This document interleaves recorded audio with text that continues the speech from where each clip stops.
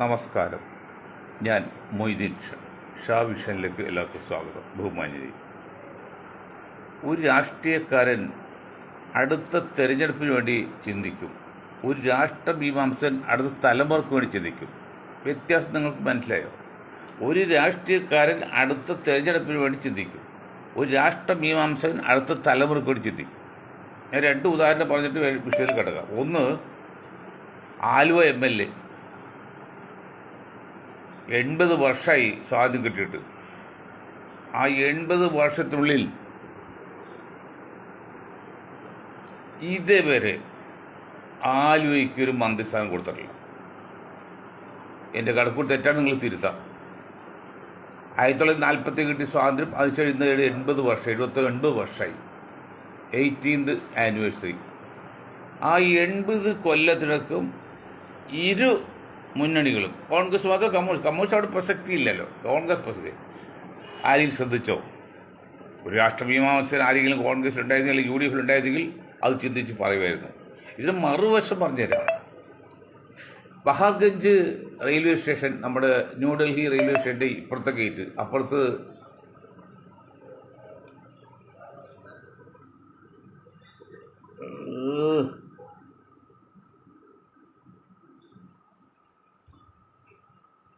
വേറെ പേര് കൂടി ഉണ്ട്, അജ്മീർ ഗേറ്റ്. പല പല പേരുകൾ പെടുത്തത്. അജ്മീർ ഗേറ്റ്. ആ രണ്ട് ഗേറ്റിനെയും ബന്ധിപ്പിച്ചുകൊണ്ട് വർഷങ്ങളായിട്ട് ഒരു ഫ്ലൈ ഓവർ അല്ലെങ്കിൽ റെയിൽവേ ഓവർ ബ്രിഡ്ജ് ഉണ്ട്, വാഹനങ്ങൾ പോകുന്നത്. നല്ല അതുപോലെ കൊച്ചു കേരളത്തിൽ ആലുവയിൽ, ഞാനിപ്പോൾ ഇന്നും കൂടി ആലുവ വഴിയാണ് പോകുന്നത്. രാവിലെ എൻ്റെ വണ്ടി കടന്നു വരെ എത്ര സമയം പിടിച്ചറിയുമോ? കാരണം എറണാകുളം മേഖലയിൽ 2 ഡസനോളം റെയിൽവേ മേൽപ്പാലങ്ങളുണ്ട്. വിശാല അത് ആലുവയിലോ ആകെ 100 ആണ്ട് പഴക്കമുള്ള, 140 വർഷം പഴക്കമുള്ള 2 റെയിൽവേ ഓവർ ബ്രിഡ്ജ് മാത്രമേ ഉള്ളൂ. അത് മലയാളത്തിൽ തെക്കേ തുരുപ്പ്, വടക്കേ തുരുപ്പ് എന്ന് പറയും. അങ്ങനെ കാന്തന്മാർ ഞാൻ കേട്ടിട്ടുണ്ട്. തുരുപ്പ് ഈ റെയിൽവേ മേൽപ്പാലം. അപ്പോൾ ഞങ്ങൾ നിർദ്ദേശം വെച്ച് വർഷങ്ങളായിട്ട് പമ്പ് കവലയിൽ നിന്ന് 2 കവലയുണ്ട്, പമ്പ് കവലയും ബാങ്ക് കവലയും. ഇത് പമ്പ് കവല അല്പം ഉയർന്ന പൈസ. അവിടെ നിന്നൊരു ഫ്ലൈ ഓവർ ബൈപ്പാസിലേക്ക്. അപ്പോൾ റെയിൽവേ സ്റ്റേഷൻ 2 ഗേറ്റ്, 2 ലൈനിലും നമുക്ക് എൻട്രൻസ് കിട്ടും, യാത്ര തിരക്ക് കുറക്കാം. ആ ഒരു ഫ്ലൈ ഓവർ പമ്പ് കവലയിൽ നിന്ന് ബൈപ്പാസിൽ കിട്ടാൽ മെട്രോ റെയിൽവേ സ്റ്റേഷനിൽ ബന്ധപ്പെട്ട് എന്തെല്ലാം മാറ്റം വരും. അത് എത്ര പേര് കോടികൾ വേണോ, ലക്ഷം കോടികൾ വേണോ? അത് വേണമെങ്കിൽ ഏതിനും BOT അടിച്ചാൽ ബിൽഡ്, ഓപ്പറേറ്റ് ആൻഡ് ട്രാൻസ്ഫർ ആ രീതിയിൽ കൊടുക്കാം. ഏതെങ്കിലും കമ്പനിക്ക് 10-20 വർഷത്തേക്ക്. നമ്മുടെ തോമ്പുടി പാലം കൊടുത്തില്ല പോലെ അവർ കുറേ ലാഭം ഉണ്ടാക്കട്ടെ. എന്നാലും മനുഷ്യ പോയല്ലോ. ഒരു 10 കൊടുത്താൽ, 20 കൊടുത്താൽ തെരുക്കൊരു എത്ര പെട്രോൾ കത്തിയ സമയം പോകും. ഒന്ന് ശ്രദ്ധിക്കണ്ടേ? അതാ ഞാൻ പറയുന്നത്. നമ്മുടെ ഇന്നത്തെ കേരളം ഇപ്പോൾ എടുക്കുക, ഇന്ത്യക്കാരെ ഞാൻ പോകുന്നില്ല, മണ്ടന്മാരാണുള്ളത്. കേരളത്തിൽ രാഷ്ട്രമീമാംസകനായിട്ട് ചിന്തിക്കുന്ന ഒരൊറ്റ ആൾ പോലും ഇല്ല, ഒരു മുന്നണിയിലും ഇല്ല. 3 മുന്നണിയിലും ഇല്ല. നാളത്തെ ഇലക്ഷൻ, അടുത്ത ഇലക്ഷൻ അത് മാറ്റി, അതാ തെറ്റ്. ആലുവയ്ക്ക് ഒരു മന്ത്രി, എത്രയും പെട്ടെന്നൊരു മന്ത്രി വേണം. അതെന്താണ് ഇവിടെ? അതൊരു അഡ്ജസ്റ്റ് പോട്ടെ. അപ്പോൾ ഗ്രൂപ്പ് നോക്കി, ഗ്രൂപ്പിന് ആൾക്ക് കൊടുക്കാൻ പറ്റില്ല. കള്ളന്മാരൊക്കെ എന്ത് ചെയ്യണോ, തല്ലിക്കൊല്ലാൻ സമയം കഴിഞ്ഞിരിക്കുക. ഗ്രൂപ്പ് നോക്കണം, കഴിവുള്ളവർ കൊടുക്കണം. കഴിവുള്ളവർ കൊടുക്കുമ്പോൾ പ്രാതിനിധ്യം വേണം. ഇത് ജനസംഖ്യക്ക് ആനുപാതി പ്രാതിനിധ്യം വേണം. അവിടെ വേറൊരു കാര്യമുണ്ട്. നമ്മുടെ ഗുരുദേവൻ ജാതിയിലും മതവും ഇല്ലെന്ന് ഗുരുദേവൻ്റെ വർക്കല ശിവഗിരി മഠത്തിലെ സന്യാസി പറഞ്ഞറിയോ? എന്നിട്ട് 9 മന്ത്രിയായിട്ട് ജനസംഖ്യക്ക് ആനുപാതികമായിട്ടാണ് ഈഴവന് 9 മന്ത്രിസ്ഥാനം പെടുന്നത്. 9 10 നിങ്ങൾ ചോദിച്ച പോകട്ടില്ല. പക്ഷെ കഴിഞ്ഞ പ്രാവശ്യം 85% വോട്ടും LDF പിണറായി സഖാവിൻ്റെ മുന്നണിക്ക് ചെയ്തിട്ട് ഏടോ സന്യാസി വര്യന്മാരെ ബഹുമാനപൂർവ്വം ചോദിക്കട്ടെ, 4 പേരിലേടോ മറ്റോ ഈഴുണ്ടായത്. ഡെപ്യൂട്ടി സ്പീക്കർ ഇവിടെ 11 പേര് നായർക്കുണ്ടായില്ലേ? അന്ന് ഈ വെള്ളാപ്പള്ളിക്ക്, മഠത്തിലെ തിരുമേനിക്കും സ്വാമിയാർക്കും ഒരു സങ്കടം ഉണ്ടായാലും കുഴപ്പമുണ്ടായില്ലല്ലോ. 3 പേര് കൊടുത്ത് വാസ്തു ഒരൊറ്റ ആൾ പോലും കൊടുക്കാൻ അർഹതയില്ല. കാരണം 85% വോട്ട് LDF ചെയ്തു. ബാക്കി 15% 10% BJP പോകുന്നത്. ബാക്കി 5 പേര് ഇതിൽ 200 ആൾ വന്ന് വോട്ട് ചെയ്യുമ്പോഴാണ് ഒരു വോട്ട് കിട്ടുന്നത്. 200 ആളെന്ന് ചെയ്യുമ്പോൾ 200 ആള് മൊത്തം വോട്ട് ചെയ്യുമ്പോൾ ഈഴവൻ്റെ ഒരു വോട്ടാണ് UDF കിട്ടിയത്. എന്നിട്ട് 2+1 കൊടുത്തിട്ടുണ്ട്. അതിനേക്കാൾ കഴിവുള്ള എത്ര പേര് പുറത്തുണ്ട്. അപ്പോൾ ഈഴവർക്ക് കൊടുക്കുന്നതിന് കുഴപ്പമില്ല. ജനസംഖ്യക്ക് ആനുപാതം 23%, 27 23% എത്ര കിട്ടും? 6 മന്ത്രി വരെ കിട്ടാം. 33% ആണെങ്കിൽ 7 കിട്ടും. അപ്പോൾ 21% 6 അല്ലെങ്കിൽ 5 മന്ത്രിയാണ്. ആ 5 മന്ത്രിസ്ഥാനം അവർക്ക് കൊടുക്കാം. പക്ഷെ അത് വോട്ട് ചെയ്യണം. അത് ഞാൻ സന്യാസിമാരോട് നാളെ പറഞ്ഞ്, ഞങ്ങൾ മുസ്ലിം സമുദായം ഇന്ത്യയിൽ ഒരു 10,000 വോട്ട് പോലും BJP മുന്നണിക്കോ BJP ചെയ്തിട്ടില്ല. ആ വോട്ട് മുഴുവൻ 99.9% വോട്ട് കൊടുത്തിരിക്കുന്നത് കോൺഗ്രസ് നയിക്കുന്ന പാർട്ടിക്കാണ്. എന്നിട്ട് ഞങ്ങൾക്ക് ജനസംഖ്യ ആരുമായിട്ട് 30-20% ഉണ്ടെങ്കിൽ 10-20 മന്ത്രി വേണം എന്ന് പറഞ്ഞാൽ അത് തല്ലുകൊള്ള തവണയില്ലേ? ചന്തിക്ക് അടികൊള്ളാത്തത് അങ്ങനെ ആവശ്യപ്പെട്ട. നിങ്ങൾ ആദ്യമായിട്ട് BJPക്ക് വോട്ട് ചെയ്യും, എന്നിട്ട് ചോദിക്കും. അപ്പോൾ നിങ്ങൾ SNDP നിങ്ങൾ വേണമെന്നുണ്ടെങ്കിൽ നിങ്ങൾ UDFന് വോട്ട് ചെയ്യാൻ വേണം. ഇലക്ഷൻ കഴിയുന്നവർ വോട്ട് എണ്ണുന്നവരും UDFനെ എതിർത്തുന്നാണ് ഈ സന്യാസിമാർ ഉൾപ്പെടെ. എന്നിട്ടും സതീശനോ ഒക്കെ ഒരു ലെറ്റർ കൊടുത്ത് 30 സ്ഥാനാർത്ഥികൾ ഞങ്ങൾക്ക് വേണമെന്ന് 1-2 പേരിട്ട് വച്ചതുകൊണ്ടത്. അതൊന്നും വേണ്ട സന്യാസിമാരെ. ഞങ്ങൾക്ക് എല്ലാ ബഹുമാനത്തോടും പറയണം, ഞങ്ങൾ ബഹുമാനിക്കുന്നു, ആദരിക്കുന്നു. ഏത് മതപുരോഹിതനെയും ഞങ്ങൾ ബഹുമാനിക്കും. എല്ലാവരും ബഹുമാനിക്കേണ്ടത്. നിങ്ങൾ പറയുമ്പോൾ കുറച്ചൊരു പ്രാക്ടിക്കലായിരിക്കണം. പറഞ്ഞ് സത്യസന്ധമായി. വെള്ളാപ്പള്ളി പോലെ വായ പോയി കോടാലി വെട്ടരുത്. നിങ്ങൾ വെള്ളാപ്പള്ളിയായിട്ട് അതമ്പതിക്കുകയാണെങ്കിൽ പിന്നെ പ്രശ്നം ഞങ്ങൾക്കൊരു പരാതിയില്ല. അപ്പം വെള്ളാപ്പള്ളി ഞങ്ങൾക്ക് ആർക്കും ഒരു പരാതിയില്ല. അങ്ങനെ തീർന്നു അദ്ദേഹം. അതായത് ഒരു മാന്യതയില്ലാത്ത ആളാണ്. അല്ലെങ്കിൽ ഒരേ തൂവൽ പക്ഷിയാണ് കേരളത്തിൽ 33% മുസ്ലിങ്ങൾ, 20% ഈഴവരും. ദളിതൊക്കെ അങ്ങനെ ചേർന്ന് 90% അതിനുണ്ട് കേരളത്തിൽ പോലും. അതൊക്കെ യോജിച്ചൊരു കാലം ഉണ്ടായിരുന്നു.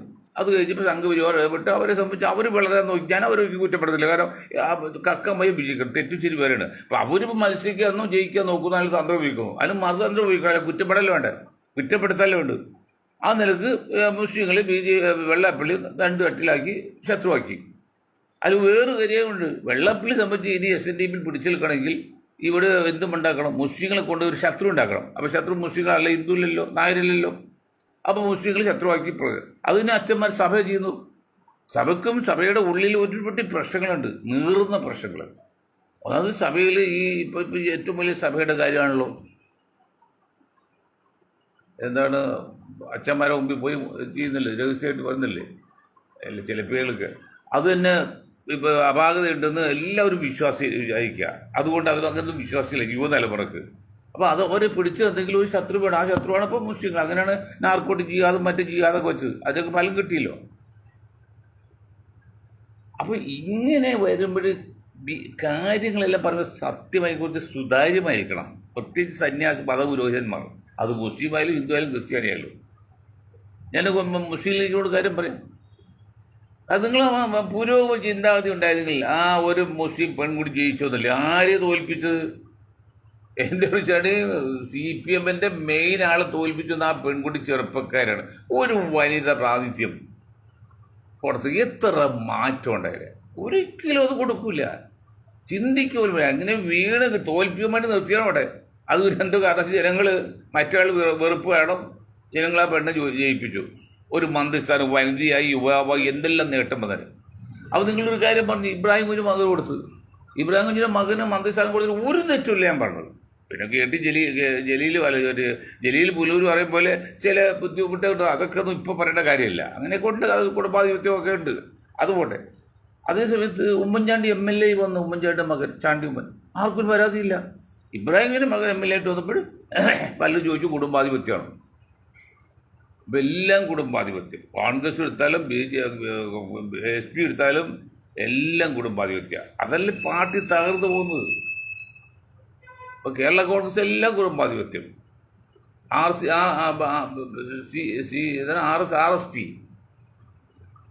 എല്ലാം കുടുംബാധിപത്യം. അച്ഛകഞ്ഞ മകൻ അങ്ങനെ പോകണം. അതൊക്കെ തെറ്റാണ്. അപ്പോൾ ഇത് സന്യാസിമാർ ഒരു കാര്യം പ്രത്യേകം ശ്രദ്ധിക്കണം. ഇങ്ങനെ ആവശ്യപ്പെടുമ്പോൾ അതിൻ്റെ പ്രായോഗികമായിട്ട് വശം നോക്കണം, അല്ലെങ്കിൽ അപകടമാണ്. മന്ത്രിസഭ രൂപീകരണത്തിൽ ഇപ്പോഴും പറയുന്നു, മന്ത്രിസഭ രൂപീകരണത്തിൽ പിന്നെ അതിന് അഭിപ്രായം പറയാൻ വെള്ളാപ്പള്ളിയോ സുരാഗ് ബഹുമാനാർക്കോ യാതൊരു അവകാശമില്ല. കാരണം അവർ ഇലക്ഷനിൽ പിന്നെ UDF സപ്പോർട്ട് ചെയ്യുകയോ അവർക്ക് വേണ്ടി വാദിക്കുകയോ ചെയ്തിട്ടുണ്ടെങ്കിൽ ഒരു മതസംഘടനയിൽ, സാംസ്കാരിക സംഘടന അല്ലെങ്കിൽ വിദ്യാഭ്യാസ സംഘടനയിലേക്ക് നിങ്ങൾക്ക് അഭിപ്രായം പറയാം. ആ അഭിപ്രായം പറഞ്ഞത് എന്നാൽ ഇന്നയാൾ കൊടുക്കുന്നതുകൊണ്ട് അത് അഭിപ്രായമല്ല, ഇന്നയാൾക്ക് വേണമെന്ന് പറയാം, അത് അഭിപ്രായമാണ്. നിങ്ങൾക്ക് വേണ്ടി ഈഴവർക്ക് പഞ്ചസാരം വേണം പറയാം, പക്ഷെ മറ്റേ ക്രിസ്ത്യാനി കൊടുക്കരുത്, മുസ്ലിങ്ങൾ കൊടുക്കരുത് എന്ന അഭിപ്രായമല്ല, അത് തെമ്മാടിത്തരാണത്. അങ്ങനെ പറയരുത്. നിങ്ങൾക്ക് എന്തെങ്കിലും ആവശ്യമുണ്ടെങ്കിൽ നിങ്ങളെ UDF പിന്തുണച്ചിട്ടുണ്ടായിരുന്നെങ്കിൽ മന്ത്രിസഭ രൂപീകരണത്തിൽ നിങ്ങളുടെ ആരെങ്കിലും സ്ഥാനമാനങ്ങൾ വേണമെന്ന് നിങ്ങൾക്ക് നിർദ്ദേശം വയ്ക്കാം.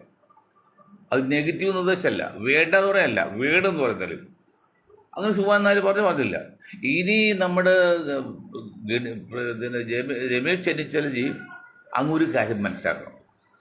വെള്ളാപ്പള്ളിയുടെയും സുഭാൻ നായരുടെയും ആളായിട്ടാണ് നിങ്ങൾ ഇത്ര കിട്ടാതെ പോയത്. സത്യമാണതല്ലേ? ഇനിയെങ്കിലും മനസ്സിലാക്കുക, അവർ ആളായി നിൽക്കേണ്ടത്. എല്ലാവരും കണക്കാക്കണോ, അവർ കണക്കാക്കാൻ കുഴപ്പമില്ല. എങ്ങനെയാണെങ്കിൽ 2029 ഏതാണ്ട് അസംബ്ലി ഇലക്ഷൻ വരും. അപ്പോൾ അങ്ങയുടെ അന്ത്യാഭിലാഷം പൂർത്തിയാക്കാൻ പറ്റും. സതീശൻ ഈ ഓളം ബഹളം കഴിഞ്ഞാൽ പിന്നെ സതീശൻ പിടിച്ചു നിൽക്കാൻ വലിയ സാധിച്ചും നിൽക്കുകയില്ല. ഈ ഒരു ഓളം അങ്ങനെ വന്നു, പുള്ളിക്കും അത്രയ്ക്ക് താല്പര്യമുള്ളൂ. അതിലില്ല, നിങ്ങൾക്ക് അവസരം കിട്ടും. അത് കഴിഞ്ഞാൽ ലോകോട്ടി പിന്നെ കേസിക്ക് കിട്ടൂല, അപ്പോൾ 3 പേർക്ക് കിട്ടൂല്ലോ. മുഖ്യമന്ത്രി സ്ഥാനം വേണമെന്ന് നിർബന്ധമുള്ള അധികം പേരില്ലെന്നേ, അത് നടക്കില്ല. പിന്നെ അപ്പോൾ ചിന്തിക്കുന്നത് ദുരാഗ്രഹമാണ്, അത്യാഗ്രഹമാണ്, ദുഷ്ടചിന്താഗതിയാണ്. അപ്പോൾ അങ്ങനെ നിങ്ങൾ 3 പേർക്ക് ഒരാൾ കിട്ടി, 2 പേർ കിട്ടിക്കോട്ടെ, ഞങ്ങൾ സമ്മതിക്കാതെ കുഴപ്പമില്ല, ഞങ്ങൾക്ക് ആർക്കും മുഖ്യമന്ത്രി ആവശ്യമില്ല, മുഖ്യമന്ത്രി കിട്ടുമ്പോഴത്തെ നേട്ടമൊന്നുമില്ല. അപ്പോൾ അത് രമേശ് ചിന്തിക്കേണ്ടത്. സ്ഥാനമാൽ പങ്കെടുക്കുമ്പോൾ പോലീസെ നിയമിക്കുമ്പോഴൊക്കെ സംഘപരിവാറിൻ്റെ നോമിനിയായിട്ട് നിന്നുകൊണ്ട് നിങ്ങൾ സപ്പോർട്ട് ചെയ്താൽ അത് കേരള ജനത സമ്മതിക്കില്ല. നിങ്ങൾ കോൺഗ്രസ്സുകാർക്ക് അല്ലെങ്കിൽ ഐക്യം വേണ്ടിപ്പെട്ട ഘടകകക്ഷികൾക്ക് നിങ്ങൾ സഹായം കൊടുത്തവർ കുഴപ്പമില്ല, അത് ന്യായമാണത്. അല്ല സംഘപരിവാറിനെ തിരികെ കയറ്റിയാൽ അത് അപകടം ചെയ്യുന്നത്. അത് സതീഷിനോടും പറയാനുള്ളതും പിന്നെ എല്ലാവരും പറയാനുള്ളത്. അവർക്ക് അവരുടെ ഭരണമുണ്ട്, അപ്പോൾ അവർ തിരികെ കയറ്റിക്കോട്ടെ, കുറ്റം പറയുന്നില്ല. ഇപ്പോൾ കോൺഗ്രസ് ഭരിക്കുക, കോൺഗ്രസ് തിരികെ കയറ്റും, കമ്മ്യൂണിസ്റ്റ് ഭരിക്കും, കമ്മ്യൂണിസ്റ്റ് കയറ്റും. അപ്പോൾ സംഘപരിവാർ ഭരിക്കും, അവർ തിരികെ കയറ്റാൽ കുറ്റം പറയാൻ പറ്റും? ഞങ്ങൾ കുറ്റം പറയില്ല. അവർ തെറ്റു ശരി വേറെ, അല്ലാതെ കോൺഗ്രസ് കയറി തിരികെ കയറ്റരുത്, അത് പ്രത്യേകം സാധിക്കും. ഇപ്പോൾ ഏതാണ്ട് കുറേ പേര് തിരികെ കയറ്റിയിട്ട് റിപ്പോർട്ട് വരുന്നുണ്ട്. അതൊക്കെ മുളയിലെ കല്ലടിക്കുന്നതാണ്. അതൊന്നും വേണ്ട. അതൊക്കെ വളരെ സുതാര്യമായിരിക്കണം, വളരെ. അല്ലെങ്കിൽ ഞാൻ പറഞ്ഞില്ലേ, 10 വർഷം പിടിച്ചു വെച്ച പിണറായി വിജയനെ പോലത്തെ നിങ്ങൾ 10 മാസം വേണ്ട നിങ്ങൾക്ക് താഴെ, അത്രയൊക്കെ കപ്പാസിറ്റി ഉള്ളൂ നിങ്ങൾക്ക്. പിണറായി വിജയൻ എന്നൊക്കെ പറയുമ്പോൾ വ്യക്തിമായിട്ട് കപ്പാസിറ്റി വേണം, അത് പറയാം. പക്ഷെ ഇപ്പം പിണറായി വിജയൻ സാറിനോട് ഒരു കാര്യം പറയാനുള്ളത്, മനുഷ്യത്തിൻ്റെയും സ്നേഹത്തിൻ്റെയും സാഹോദര്യത്തിൻ്റെയും പാർട്ടിക്കും എന്തെങ്കിലും സ്നേഹം ഉണ്ടെങ്കിൽ, എന്തെങ്കിലും ആത്മാർത്ഥം ഉണ്ടെങ്കിൽ, സത്യസന്ധത ഉണ്ടെങ്കിൽ നിങ്ങൾ ഒരു കാരണവശാലും പ്രതിപക്ഷ നേതാവ് ഏൽക്കരുത്. അപ്പോൾ നിങ്ങൾക്ക് അധികാരം വേണം. പ്രതിപക്ഷ നേതാവ് CM എന്ന ഒപ്പിടാൻ പറ്റില്ലാത്ത ബാക്കി എല്ലാ അധികാരവും ഉണ്ട്. ഇനി LDF ഓരോ ചോദ്യങ്ങളും നിങ്ങളിവിടെ ഉത്തരം പറയണ്ടേ പ്രതിപക്ഷ നിലയിൽ? അതൊക്കെ നാണക്കേടല്ലേ? വയസ്സുമായില്ലേ സാർ? അതിൽ ചെറുപ്പക്കാരെ ഏൽപ്പിച്ച് മാറി. പിന്നെ നിങ്ങൾ പകരം കണ്ട് രാജഗോപാലിനാ, ഇത്രയും ഇമേജ് ഇല്ലാത്തതാണ് രാജഗോപാൽ. രാജഗോപാലിന് ബ്രദറാണ് പാറമട സംഘടനയിലെ പാറമട ആയിരക്കണക്കിന് പാറമുള്ള അച്ഛന്മാരുടെ പാർട്ട്ണറാണ് അയാളുടെ അനിയൻ, വലിയ ബിസിനസ്സുകാരാണ്. അതിന് കെയർ ഓഫിലാണ് രാജഗോപാലിന് വളർന്നു വന്ന് പണം കൊടുത്തൊക്കെ. അതുകൊണ്ട് രാജഗോപാലൻ ജനങ്ങളുടെ മതിപ്പില്ല. പക്ഷേ ഇപ്പം മതിപ്പുണ്ട് എന്ന് പറഞ്ഞ രാജീവ് ഗാന്ധി കണ്ടില്ലേ?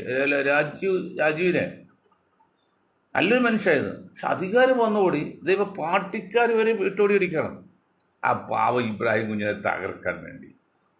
എല്ലാ സാധ്യതകളും എല്ലാം ന്യായവും തെറ്റിച്ച് അയാളെ രോഗിയാക്കി ആദ്യം കയറി അയാൾ അവാകൽ മരിച്ചുപോയില്ലേ? അതിന് കൈയില്ലെന്ന് പറയാൻ പറ്റുമോ രാജുവിന്? ഇവിടെ രാജു അത് ഞാൻ മാത്രമല്ല ഉത്തരവാദിത്തം. ശരിയാണ്, നിങ്ങൾ മാത്രമല്ല, പക്ഷേ നിങ്ങൾക്കുണ്ടല്ലോ ഉത്തരവാദിത്തം. എന്താണ് ഇപ്പം കമ്മ്യൂണിസ്റ്റ് പാർട്ടി കമ്മിറ്റിയിൽ പറയുന്ന ആ സഖാക്കളുടെ വായി ഒരു 6 മാസം മുൻപ് ഒന്ന് അനങ്ങിയിരുന്നെങ്കിൽ നിങ്ങൾക്ക് ഭരണം പോവില്ല. പോയാൽ തന്നെ ഒരു 10-60 സീറ്റ് കിട്ടിയാലാണ്. അത് ചിലപ്പോൾ പോയേക്കാം, എന്നാലും 60 സീറ്റ് കിട്ടും. ഇത് പകുതിയായില്ലേ, 35 സീറ്റ് നമുക്ക്. എന്താണ് നിങ്ങൾ എന്ത് ദാർഢ്യമാണ് നിങ്ങൾ കാണിച്ചുകൊണ്ടിരുന്നത്? 1000 വണ്ടി, 100 വണ്ടി, 10 വണ്ടി, 10 വണ്ടി, അധികാരും അഹങ്കാരും എല്ലാം കാണിച്ച് ആരോടോ നിങ്ങളൊക്കെ വെള്ളപ്പള്ളിയോട് ചോദിച്ചോലെ, നിങ്ങൾ ആരാണ്? കേരളത്തിൽ പൗരൻ മാത്രമാണ്, ജനങ്ങളാണ് അധികാരി. ഞാൻ നിങ്ങളൊക്കെ അങ്ങേറ്റ് ബഹുമാനിച്ച് ആദരിച്ച ഒരാളാണ്. മാറാട് സമ്പത്തിലൊക്കെ പറഞ്ഞാൽ മറുപടി ഞാൻ അഭിമാനം കൊണ്ട ആളാണ്. പക്ഷെ അത് കഴിഞ്ഞ് നിങ്ങൾ അധികാരം വന്നപ്പോഴാണ് അവസാനം എല്ലാം നില താഴെ കളഞ്ഞു. ഇനി നിങ്ങൾ എന്തെങ്കിലും സ്നേഹം മനുഷ്യരോടോ പാർട്ടിയോടോ കേരളത്തിലോ ഉണ്ടെങ്കിൽ നിങ്ങൾ മാറി നിൽക്ക്, പുതിയ തലമുറ ഏൽപ്പിക്കും. അന്ന് ഏൽപ്പിക്കാൻ പറ്റും ആളെ ഞാൻ പറഞ്ഞു. ആരിപ്പോൾ എം പി ആണെങ്കിലും രാധാകൃഷ്ണനില്ല, അയാൾ പാവം മര്യാദക്കാരൻ അലമ്പില്ലാത്തതാണ്. അയാൾ നിങ്ങൾ സെക്രട്ടറി ആക്കുന്നത് എം പി അല്ലേ. എം പി സെക്രട്ടറി കൂടെ എന്താ ആകാൻ പാടില്ലെന്ന് അർത്ഥമില്ല. അസംബ്ലി പ്രതിപക്ഷ നേതാവാണെങ്കിൽ ഒരു പക്ഷേ MLA ആകണമല്ലോ. അത് പിന്നെ വേണ്ടി ആക്കിയിട്ട് വേണം. അതൊക്കെ തന്നെ സെക്രട്ടറി ആക്കി അതിൻ്റെ അവസരം കൊടുക്ക്, പാർട്ടി വളർത്തിയെടുക്ക്. അത് ഈ ഇപ്പോഴത്തെ ഈ പേര് പോലും ഉച്ചരിക്കാൻ പറ്റത്തില്ല, അത്ര കണ്ട് മോശമായിട്ടാണ് അഹങ്കാരവും ദാഷ്ട്യം കാണിച്ചത്. അങ്ങനെ ഭാര്യയ്ക്കല്ലേ സീറ്റ് കൊടുത്തോറ്. തെറ്റാണ്, ജനങ്ങൾ മനസ്സിലാക്കിയില്ലേ. ആരായാലും പരിധി വിട്ടിയ തെറ്റാണ്. ഇനി നിരാശരും നിരാശ്രയരുമായിട്ടും പേരുദോഷമായിട്ടൊക്കെ അന്ത്യനാൾ കഴിക്കണ്ടേ. അച്യുതാനന്ദൻ മരിച്ചെങ്കിലും ആ പേരുദോഷം കേട്ടില്ല. ആകെ ഒരു പേരുദോഷം മുസ്ലിങ്ങളുടെ ഇടയിൽ 30 വർഷത്തേക്ക് ഇന്ത്യ മുസ്ലിം രാജ്യമാകുന്ന ഡൽഹിയിൽ പോയി പറഞ്ഞ ആരോ പറഞ്ഞു കൊടുത്താണ്. പുള്ളി സ്വന്തം അഭിപ്രായമൊന്നുമില്ല. അതൊക്കെ അങ്ങോട്ട് മാറിപ്പോയി. വേറെ ഒന്നും പറഞ്ഞല്ല, നിങ്ങളെക്കുറിച്ചല്ല. വളരെ മോശമായിട്ട് മര്യാദയുടെ എല്ലാ ലംഘനവും കഴിച്ചത്. തെറുമാലൂർ മുഖ്യമന്ത്രി കേരളത്തിൽ വരെ ഉണ്ടായിട്ടില്ല. എത്രയോ മുഖ്യമന്ത്രി ഉണ്ടായിരുന്നു. നിങ്ങളത് കളഞ്ഞു പൊളിച്ചു. നിങ്ങൾക്ക് ജനങ്ങളുടെ മതിപ്പും ഒക്കെ ഉണ്ടായത് നിങ്ങൾ കളഞ്ഞു പൊളിച്ചു. അതാണ് ഒരാൾ എല്ലാ കാലത്തേക്കും, എല്ലാവരും കുറേ കാലത്തേക്കും പറ്റിക്കുകയോ വഞ്ചിക്കുകയോ ചെയ്യാമെങ്കിലും എല്ലാവരെയും എല്ലാ കാലത്തേക്കും പറ്റിക്കാനോ വഞ്ചിക്കാനോ സാധ്യമല്ല സാർ. ഞാൻ പിണറായി സഖാവോട് മാത്രമല്ല, സതീഷായാലും മറ്റാരായാലും ഇപ്പം ഞാനാണെങ്കിൽ പോലും ഇതൊക്കെ ചെയ്താൽ എന്നെയും ജനങ്ങൾ ഇതിൻ്റെ വർഷങ്ങളും. ഞാൻ വലിയ നേതാവായിട്ടല്ല പറയാണ്, ആരും നടത്തുള്ളൂ. വിനയമാണ് അപ്പിടുന്നത്, നല്ല വാക്ക്, സ്നേഹത്തിൽ പെരുമാറുക. അതിലൊക്കെ എന്തൊക്കെ പറഞ്ഞാൽ നമ്മൾ ഉമ്മൻചാണ്ടി കണ്ടുപിടിക്കണം. ഒരു ദാഷ്ട്യം നമ്മൾ ജീവിതത്തിൽ കാണണം. അത് പുള്ളിക്ക് അറിഞ്ഞുകൂടെ ദാഷ്ട്യം കാണിക്കാതെ. പക്ഷെ അതുകൊണ്ട് കാര്യം ഉണ്ടായില്ലല്ലോ. അവസാന നിമിഷം പെണ്ണ് കഴിച്ചപ്പോഴെത്തി അദ്ദേഹം കാലത്താതെ ആയിഷത മരിച്ചുപോയില്ലേ. ആ PC ചോദ്യത്തിനൊക്കെ അവസ്ഥ എന്താ? 10 മുട്ട വെച്ചു കൊടുത്താൽ വെന്തെടുക്കാം. അപ്പോൾ ആശ്രമത്തിലേക്ക് 10 മുട്ട കയറ്റിയില്ലേ, അപ്പോൾ വെന്തെടുക്കുക. ആ ഘട്ടത്തിലെത്തി. അതാണ് സംഗതി. എന്താണ് പറയാൻ പാടുള്ളത്? എത്ര പരിതാപകരമായ രീതിയിലാണ് കേരള രാഷ്ട്രീയം ഉള്ളത്. ആ ഷാനിമോൾ ഉസ്മാനെ അങ്ങനെ ആക്കി ഇങ്ങനെ ആക്കി, ആലുവയിൽ ഇതാക്കി. എന്താണ് നിങ്ങൾ പറയുന്നത്? എന്തെങ്കിലും ഒരു പിന്നെ ക്രിസ്ത്യൻ സഭയിൽ ഇന്നലെ പറഞ്ഞ കാര്യമാണ്. ഇന്നും നമ്മൾ ഇദ്ദേഹത്തിന് പറയുന്ന മന്ത്രിസ്ഥാനം വേണം. അതിന് 7 മന്ത്രി MLA-കൾക്ക് ഒരു മന്ത്രിസ്ഥാനം അർഹതയുള്ളത്. 140 × 20/20 7ആണ്. അപ്പോൾ 7 MLA-മാർക്കാണ് ഒരു മന്ത്രിസ്ഥാനം വരുന്നത്. അതിന് ഒരു MLA ഉള്ള ഈ കൊച്ച് ഒറ്റപ്പാർട്ടികളും കൊടുത്തു. അത് പിന്നെ LDF ആണ് മാത കാണിച്ചത്. 2 കൊടുത്തത്. 2 കൊടുക്കാം വേണമെങ്കിൽ. അത് നിങ്ങൾക്കെല്ലാം ഇല്ല. ഈ അനു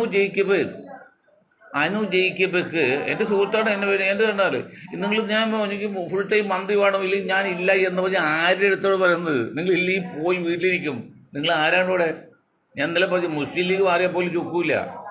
നിങ്ങൾ ഒരു MLA ഉള്ള നിങ്ങൾ മാറി എന്ത് ചെയ്യാൻ ഈ ഗവൺമെൻറ് ചെയ്യാൻ പറ്റും? മര്യാദക്ക് അടങ്ങി ഒതുങ്ങി 2 വർഷം ചീറ്റി ബാക്കി 2 വർഷം കാണിച്ചിക്കാപ്പ കൊടുത്ത്. കാണിച്ചിക്കാപ്പൻ്റെ പേരിൽ ചില പ്രശ്നങ്ങളുണ്ട്. അതാണ് ഇപ്പോൾ തൽക്കാലം കൊടുക്കാത്ത കേട്ടോ. 2 വർഷം ആകുമ്പോഴേക്കും ഈ മന്ത്രിസഭ പോവുകയും ചെയ്യും. 2029 ഏതാണ്ട് പുതിയ പാർലമെൻറ്റിനോട് അനുവദിച്ച് അസംബ്ലി വേണമെന്നുള്ള നിയമം വരികയാണെങ്കിൽ ഇപ്പോൾ ആസാമിൽ നിന്നും പശ്ചിമ ബംഗാളിൽ നിന്നും ഒക്കെ MLA-മാർ വന്നതിലേക്ക് രാജ്യസഭയിലേക്ക് ആൾ കൂടുമല്ലോ. അപ്പോൾ അവർക്ക് ചിലപ്പോൾ അധികാരം കിട്ടിയേക്കാം. അങ്ങനെ ചെയ്യണം. അതല്ലാതെ ഇത് ആകെ കൂടി എന്ത് പറഞ്ഞില്ലേ നിങ്ങൾ? എന്താ നിങ്ങൾ ചോദിക്കുന്നത്? ഇപ്പോൾ ഏറ്റവും കുറഞ്ഞ ജനിച്ച് 15% പോലും ഇല്ല. ജനസംഖ്യക്ക് ആനുപാതികമായിട്ട് അവകാശം വീണമെന്ന് പറഞ്ഞത് എൻ്റെ പൊന്ന സഭയും കൃത്യ നേതാക്കളെ, നിങ്ങളല്ലേ ഹൈക്കോടതിയിൽ കേസ് കൊടുത്തത്? റിട്ടേൺ പെറ്റീഷൻ WP അതാ RP റിട്ടേൺ പെറ്റീഷൻ നിങ്ങളെ കൊടുത്ത് രേഖാബലം. അത് ഹൈക്കോടതി സമ്മതിക്കുന്നില്ലോ. ഇത് ഇവിടെ വരുമ്പോൾ നിങ്ങൾക്കത് പറ്റാത്തത്. 15% ഉണ്ടെന്ന് വെച്ചോ. 10% 5 ദളിത് ക്രിസ്ത്യാനിയാണ്. പോട്ടെ 15 കൂട്ട്. 15 ഉണ്ടെങ്കിൽ 2 മന്ത്രിക്ക് അർഹതയുള്ളൂ. അല്ല 3 മന്ത്രിക്ക് അർഹതയുള്ളൂ. അതിപ്പോൾ 7 ചീഫ് ഇപ്പോൾ 7 8 ആയിട്ടുണ്ട്. അത് 31 സമുദായമുണ്ട് കേരളത്തിൽ. അവർക്ക് കിട്ടിയിട്ട് 6 മന്ത്രിയാണ്. അത് ഞാൻ കോൺഗ്രസ് നേരത്തെ പറഞ്ഞു, ലീഗിന് 4 കൊടുക്കാവൂ, 5 കൊടുക്കരുത്. ബാക്കി 3 പേരെ ഈ സമുദായത്തിൽ കോൺഗ്രസിൽ നിന്ന് എടുക്കണം, കോൺഗ്രസ് മുസ്ലിം ലീഗ് വേണമെന്ന്, അതാണ് നിങ്ങൾക്ക് നല്ലതെന്ന് പറഞ്ഞു. പക്ഷേ ഇപ്പോഴും നിങ്ങൾക്ക് മുസ്ലിം ലീഗിൻ്റെ കെയർ ഓഫിൽ നിന്ന് വിട്ടുവരാൻ സതീഷിന് പോലും പറ്റുന്നില്ല. അപ്പോൾ അതാ നിങ്ങളൊന്നൊരു രാഷ്ട്രമീമാംസ, നിങ്ങൾക്കൊക്കെ മുഖ്യമന്ത്രിയാവണം അല്ലെങ്കിൽ അടുത്ത ജയിക്കണം, അതിൽ കുഞ്ഞു ഞങ്ങളതല്ലെന്നേ. ഞങ്ങൾക്കൊരു ദേശീയ ചിന്തയുണ്ട്, വരുന്ന തലമുറയ്ക്കൂടെ ചിന്തിക്കുകയാണ്, രാഷ്ട്രമീമാംസകനാണ്, വരുന്ന തലമുറയ്ക്കൂടെ ചിന്തിക്കുക. അതാ ഞങ്ങൾക്ക് ഈ ചക്കുട മുന്നണി കയറി എന്തെങ്കിലും കഴിവ് നേടാൻ വേണ്ടി സ്ഥാനമാനങ്ങൾ വേണ്ടെന്ന് പറഞ്ഞത്. ഇപ്പോൾ ഞാൻ എനിക്ക് വേണ്ട, പലരും പറഞ്ഞു നിങ്ങൾ ഏത് മുന്നണി ചെയ്താൽ എനിക്ക് വേണ്ടതേ, അങ്ങനെ പണം ഉണ്ടാക്കണ്ട, തലമുറയ്ക്ക് വേണ്ടി പ്രവർത്തിക്കുക. അത് സതീഷൊന്നുമില്ല, സതീഷൊക്കെ മുടുക്കാൻ തന്നെ, രാഷ്ട്രീയക്കാരൻ നിലയിൽ മുടുക്കുന്നത്. പക്ഷെ അവരെല്ലാം ചിന്തിക്കുന്ന അടുത്ത ഇലക്ഷൻ, ഈ ഇലക്ഷൻ അടുത്ത ഇലക്ഷൻ, അതൊക്കെ ഒരു രാഷ്ട്രീയക്കാരും അല്ലാതെ സതീഷൻ മാത്രമല്ല, പിണറായി ഒരു രാഷ്ട്രീയം ചിന്തിക്കുന്നില്ല. നിങ്ങൾ ചിന്തിക്കുകയാണ്. ഞാൻ ഒരു കാര്യം ചോദിക്കട്ടെ, അർത്ഥശൂന്യമായിട്ട് പറയുന്നത്, എന്ത് മാനദണ്ഡമാണ് സ്ത്രീകൾക്ക് ബസ്സിൽ ഫ്രീ ടിക്കറ്റ് കൊടുക്കാതെ? അത് സർക്കാർ ബസ്സിലാണ്, പ്രൈവറ്റ് ബസ്സിലാണ്. അതിൻ്റെ പ്രൈവറ്റ് ബസ്സിൽ സമരം ചെയ്തിട്ടുണ്ട്. ആകെ വരുമാനം പകുതി വരുമാനം സ്ത്രീകളിൽ നിന്നാണ് കിട്ടുന്നത്. KSRTC തന്നെ തല്ലിപ്പൊളി ഡിപ്പാർട്ട്മെന്റ് ആണല്ലോ. ആ നിലക്ക് സ്ത്രീകൾക്ക് അർഹതയോളം കൊടുത്തോ, അർഹതയുള്ളവർക്ക് സ്ത്രീയോ പുരുഷമൊന്നും നോക്കണ്ട, അർഹതയുള്ളവർക്ക് നിങ്ങൾ ഫ്രീ കൊടുത്തോ. അതൊരു 10% മാച്ച് 20%, അതൊരു കട കൂട്ടില്ല. ഇത് കട കൂട്ടില്ലേ? എത്ര നാൾ കൊടുക്കാൻ പറ്റും? ഇപ്പം കർണാടകയിൽ ആദ്യം കൊടുക്കുന്നത്, കർണാടക ഇപ്പം അതില്ലാന്ന് എൻ്റെ അറിവ്. എന്താണ് കൊടുക്കുന്നത് സ്ത്രീകൾക്ക്? ദിവസം 1000-500 വരുമാനമുള്ള ദിവസം 1000-1000 വരുമാനമുള്ള സ്ത്രീകൾക്ക് ബസ്സിൽ കയറി ഫ്രീ ആയിട്ട് പോകാം. അതിപ്പോൾ ഒതുക്കി 2 കാര്യം സ്ത്രീകൾ വേണ്ടി പ്രത്യേകം ബസ്സിൽ വെച്ച് അതിൽ കൊടുക്കാം. അതൊക്കെ പ്രായവുമല്ല. മറ്റൊന്ന് ലോക്കൽ ബസ്സിൽ മാത്രം, ഓർഡിനറി ബസ്സിൽ മാത്രം, അതൊക്കെ നല്ല കാര്യം. അതുപോലും ആവശ്യമില്ല. ഓർഡിനറി ബസ് പോലും ഫ്രീ എന്നുള്ള ആവശ്യമില്ല. അതൊക്കെ വെറും ഒരു അശാസ്ത്രീയമായ പരിഷ്കാരമാണ്. അതിനൊക്കെയാണ് പ്രോത്സാഹിപ്പിക്കുന്നത്. ഇതൊക്കെ കണ്ടുകൊണ്ട് ഇതൊക്കെ തുറന്ന് സംസാരിക്കാതെ എങ്ങനെ ഒരു മുന്നണിയിൽപ്പെട്ട് റാമുളിൽ നിന്ന് എന്തെങ്കിലും നേതാവാകണം, എന്തെങ്കിലും സ്ഥാനമാനം കിട്ടി 10 ഉണ്ടാക്കണം ചിന്തിക്കുന്നത്, എങ്ങനെ എന്നെപ്പോലും മനുഷ്യർക്ക് ചിന്തിക്കാൻ പറ്റും? ജനങ്ങൾക്ക് വേണ്ടി ചിന്തിക്കുന്ന 24 മണിക്കൂർ ചിന്തിക്കുന്ന എന്നെപ്പോലുള്ളവർക്ക് എങ്ങനെ ചെയ്യാൻ പറ്റും? നമ്മൾ ആലുവയിൽ ആ ഫ്ലൈ ഓവർ വേണമെന്ന് പറഞ്ഞാൽ എത്ര ആൾക്കാരുടെ, ഇത്ര 80 വർഷമായില്ലേ അവിടെ? 140 വർഷം റെയിൽവേയുടെ ആദ്യ ഘട്ടത്തിലുള്ളതാണ് ആലുവ. അതായത് 140 വർഷമായി. ഇപ്പോൾ 1-ാം നൂറ്റാണ്ടാകുമ്പോൾ റെയിൽവേ ഇന്ത്യയിൽ വന്നിട്ട് ആ കാലത്ത് 140 വർഷമായി 2 ഫ്ലൈ ഓവർ വന്നിട്ട്. 140 വർഷത്തേക്ക് ഒരു ഫ്ലൈ ഓവർ പോലും ഉണ്ടാക്കാനായിട്ട് ഒരു കോൺഗ്രസും ഒരു നേതാക്കളും ശ്രമിച്ചില്ലല്ലോ. അതിന് ആലുവയിൽ യൂണിയൻ ബാങ്ക് ഉണ്ട്. യൂണിയൻ ബാങ്ക് സർക്കാരിൻ്റെ ബാങ്കാണല്ലോ. അവിടെ കൊണ്ട് ഹൈവേ ആണത്. ഇപ്പോൾ ഒരു ബൈപ്പാസ് എന്തെങ്കിലും ആലുവ തൃശ്ശൂർ എറണാകുളം ഹൈവേ എന്നുകൊണ്ട് ഈ പറഞ്ഞ ട്രാൻസ്പോർട്ട് ബസ് സ്റ്റാൻഡ് പട്ടിക്കൂടി എന്താണ് അത്? അപ്പോഴത്തേക്ക് ബൈപ്പാസ് വന്ന് പോകുന്നുണ്ട്. അതും ബൈപ്പാസ്, ഹൈവേ അല്ലത്, ഒള്ളി ബൈപ്പാസ്. ഹൈവേ ആ ഹൈവേയുടെ ഫുട്പാത്തോട് ചേർന്ന് യൂണിയൻ ബാങ്കിൻ്റെ ഒരു കേന്ദ്ര ഗവൺമെൻറ് ബാങ്ക് അത്രയും 4 നിലയിൽ പണിതിട്ട് അവിടുത്തെ MP-മാരോ MLA-മാരോ പഞ്ചായത്ത് മെമ്പറോ വാർഡ് മെമ്പറോ ഒന്നും അറിയില്ല. അവസാനം മൊയ്തീൻ ഷൈൻ ഗ്രൂപ്പ് അവിടെ ഫോട്ടോ ഒക്കെ എടുത്ത് അറിയിക്കേണ്ടി വന്നു. ഇപ്പോഴേ തടഞ്ഞു നടക്കാണ്. MP ഉണ്ട്, MLA ഉണ്ട്, മെമ്പറുണ്ട്, കൗൺസിലറുണ്ട്, ചെയർമാനുണ്ട്. അത്രയും 4-5 വർഷം കൊണ്ട് അത്രയും വൃത്തികൾ കാണിച്ചിട്ട് ഒരാളെ ഒരു സ്റ്റോപ്പ് ഓടിക്കാൻ ശ്രമിച്ചോ? അവസാനം മൊയ്തീൻ ഷായുടെ ചാനൽ വഴി ഞാനവിടെ അന്വേഷിച്ച് ഞങ്ങൾ പറഞ്ഞ് അതിനുശേഷമാണ് അതിപ്പോൾ MP-മാരുടെ ഇടപെട്ട് സ്റ്റേ ചെയ്തത്. ഹൈവേ ആണത്. ഹൈവേന്ന് 10 മീറ്റർ, ബൈപ്പാസ് 10 മീറ്റർ, ഹൈവേന്ന് 5 മീറ്റർ, ബൈപ്പാസ് 10 മീറ്ററാണ്. 5 മീറ്റർ 5 മീറ്റർ കഴിഞ്ഞാൽ പിന്നെ നിലവിലുള്ള പൊട്ടങ്ങൾ പഠിക്കേണ്ടി വരും. പണിയുമ്പോൾ അവിടെ പണിയായിരിക്കാണ്. എന്നിട്ട് അത് ചേർന്ന് ഫുട്പാത്തോട് ചേർന്നേ, അത് ഒരു നിലയൊന്നുമില്ല, ബേസ്മെന്റ് ഉൾപ്പെടെ 4 നിലയുണ്ട്. വാർത്തെല്ലാം കഴിഞ്ഞ് ചേർത്ത് ഇതാണ് അവസ്ഥ. അപ്പം അതുകൊണ്ട് സതീശൻജി മറ്റ് UDF ഭാരവാഹികളെ, നിങ്ങൾക്ക് എല്ലാവിധ അനുമോദനങ്ങളും ആഗ്രഹങ്ങളും ആശംസകളും ഞങ്ങൾ നേരാണ്. എല്ലാവരും സപ്പോർട്ടുണ്ട്. പക്ഷേ മനുഷ്യകൊണ്ട് പറയിപ്പിക്കാതെ, മറ്റു പിണറായി ആകാതെ വിനയത്തിൻ്റെ ഭാഷയിൽ, സ്നേഹത്തിൻ്റെ ഭാഷയിൽ മുന്നോട്ട് പോകണം. അതല്ലെങ്കിൽ നിങ്ങൾക്ക് അപകടമാണ് പറഞ്ഞുകൊണ്ട് ഞാൻ എൻ്റെ വാക്കുകൾ നിർത്തുകയാണ്. നിങ്ങൾക്ക് ഒരായി നന്ദി. ജയ് ഹിന്ദ്.